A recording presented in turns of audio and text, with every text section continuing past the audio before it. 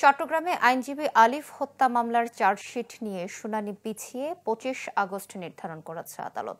সকালে চট্টগ্রামের metropolitan magistrate ষষ্ঠ আদালতের বিচারক এস.এম. আলাউদ্দিন মাহমুদ এই তারিখ নির্ধারণ করেন।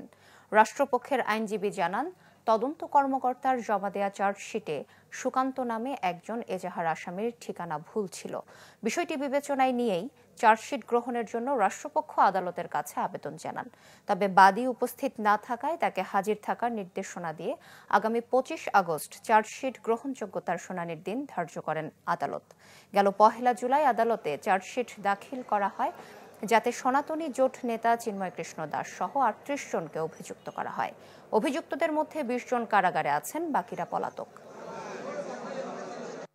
আদালতের পক্ষে আইনজীবী হিসেবে এবং রাষ্ট্রপক্ষে এপিবি হিসেবে আমি উপস্থাপন করেছিলাম যে স্যার, আমাদের একটা জায়গায় আপত্তি, এখানে একজন তদন্তপ্রাপ্ত আসামিকে মামলা চার্জশিটভুক্ত না বা এজাহারভুক্ত না, তদন্তে তাকে পাওয়া গিয়েছে, তার বিরুদ্ধে সিএমপির বিভিন্ন থানায় মাদক অস্ত্রসহ 8টি মামলা রয়েছে, যাকে দুর্দোষী হিসেবে এখানে বর্ণনা করা হচ্ছে চার্জশিটে।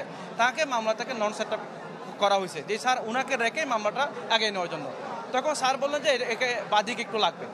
বাদীর উপস্থিতিতে আগামী 25/8 আবার শুনানি হবে।